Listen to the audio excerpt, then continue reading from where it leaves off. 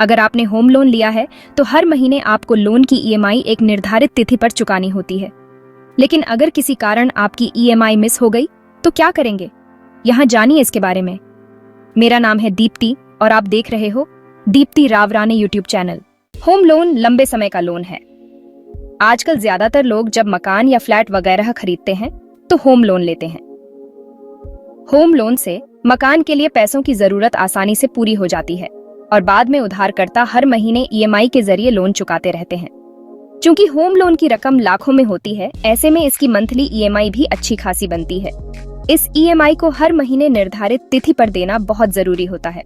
लेकिन कभी कभी लोगों के सामने ऐसी स्थितियां आ जाती हैं कि घर के जरूरी खर्च को पूरा कर पाना भी मुश्किल हो जाता है। ऐसे में अगर आपकी ईएमआई मिस हो जाए तो आप डिफॉल्टर घोषित हो सकते हैं। साथ ही इससे आपका सिबिल स्कोर खराब हो सकता है। अगर आपके सामने कभी ऐसी स्थिति आए तो समय रहते 4 काम जरूर कर लें ताकि आपके सिबिल स्कोर पर इसका असर न पड़े और भविष्य के लिए परेशानी न बढ़े। पहली किस्त बाउंस होने पर।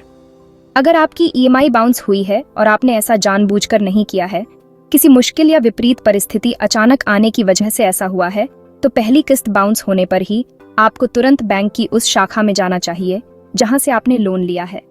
वहां जाकर मैनेजर से मिलें और उनसे इस बारे में बात करें। अपनी समस्या बताएं और उन्हें भविष्य में ऐसा न होने का भरोसा दें। अगर आपकी बात वाजिब होगी तो इस समस्या का समाधान आसानी से हो सकता है। ऐसे में अगर बैंक की ओर से पेनल्टी लगाई भी जाती है तो वो इतनी नहीं होगी कि आप दे ना सकें। लगातार 2 किस्तें मिस हुई हैं तो अगर आपकी 1 या 2 किस्त बाउंस हुई हैं तो आप बैंक मैनेजर से बात करके उन किस्तों को भरें और मैनेजर से रिक्वेस्ट करें कि वो आपके सिबिल में नेगेटिव रिपोर्ट न भेजें। साथ ही उन्हें भरोसा दिलाएं कि भविष्य में ऐसा नहीं होगा। बता दें कि अगर आपने लगातार 3 महीने तक किस्त को बाउंस किया है तो आपका सिबिल स्कोर खराब हो सकता है, क्योंकि बैंक मैनेजर 3 महीने तक किस्त बाउंस होने पर सिबिल स्कोर के लिए रिपोर्ट भेजता है। सिबिल स्कोर खराब होने पर आपको अगली बार लोन लेने में परेशानी हो सकती है।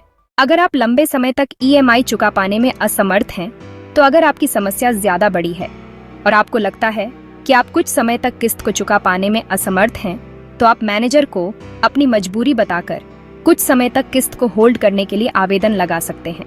कुछ समय बाद आप पैसों का इंतजाम होने पर रकम चुका सकते हैं। इससे आपको मुश्किल समय में थोड़ी राहत मिल जाएगी। अगर सैलरी लेट आने की वजह से बाउंस हो रही है ईएमआई।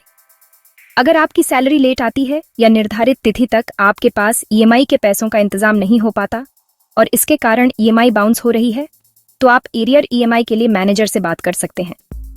लोन की किस्त की तारीख आमतौर पर महीने की शुरुआत में होती है। इसे एडवांस ईएमआई कहते हैं।